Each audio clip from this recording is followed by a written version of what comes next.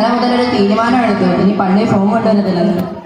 എന്റെ തല എന്തോ ചെവി കേൾക്കത്തില്ല. എടാ ഇന്നലെ മുതൽ ഞാൻ തീരുമാനിച്ചു ഇനി പള്ളി ഫോം കൊണ്ടുവരത്തില്ലെന്ന്. കാരണം ഈ നിസ്കാരത്തിന്റെ ഇടയ്ക്ക് കോളം കാണാൻ പോലെ നിസ്കാരം ബാത്തിലാവും.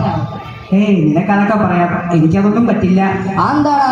എന്റെ ഫോൺ എനിക്ക് എന്റെ സ്വന്തം ഭാര്യയെ പോലെ, ഞാൻ എവിടെ പോയാലും ഇത് കൊണ്ടേ നടക്കൂ. ഭാര്യയോ? പിന്നെ ഫോണിന്റെ ചാർജ് വരുമ്പോ നെഞ്ചു പൊട്ടിക്കാണെങ്കിൽ പ്രാർത്ഥിക്കൂ. പിന്നല്ലാതെ അതല്ലേ, ഒരു ദിവസം എന്റെ ഫോണിന്റെ ബാറ്ററി ശതമാനം 1% ഞാൻ പേടിച്ചു പോയി.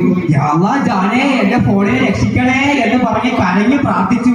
എന്റെ തലയ്ക്ക് എന്തോ വെളിവൊന്നുമില്ലേ? എന്തോ പറഞ്ഞത്? ഒന്നുമില്ല, പറഞ്ഞിട്ട് വേണം എന്റെ മണ്ടയ്ക്കുണ്ട്. എന്നാ നിസ്കാരം തുടങ്ങാനായി, വാ പോകാം. അല്ലാഹു അക്ബർ.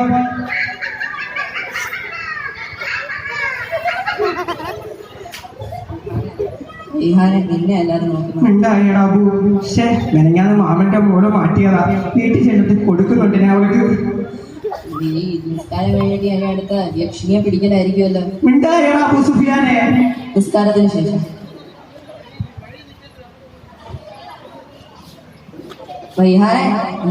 ഇന്നത്തെ നിസ്കാരം അടിപൊളിയായിരുന്നു. എന്താ ഇന്ന് സലാത്ത് ജുമുഅ അല്ലായിരുന്നു, സലാത്ത് യക്ഷീനിയായിരുന്നു. നാശമായി പോയി. അല്ലാഹു സുബ്ഹാനഹു വ തആല പറഞ്ഞു, ഒരാൾ നിസ്കാരത്തിൽ അല്ലാഹുവുമായി സംസാരിക്കുകയാണെന്ന്. പക്ഷെ ഞാൻ എന്താ ചെയ്തത്? എന്റെ നിസ്കാരത്തിൽ യക്ഷിണി കയറി വന്നതാ. യക്ഷിണി നിന്റെ ഭാര്യയൊക്കെ നിനക്ക് പണിയൊന്നല്ലോടാ. ശവത്തിൽ കുത്താതെ അബൂ സുഫിയാനെ.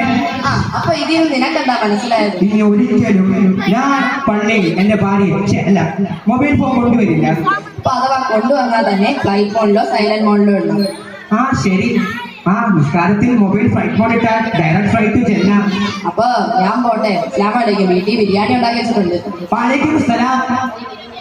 കേൾക്കാതെ പോയി കളഞ്ഞില്ലേ ചെറുക്കൻ. എന്നാ ഞാനും പോന്നു. വാലൈക്കും സലാം.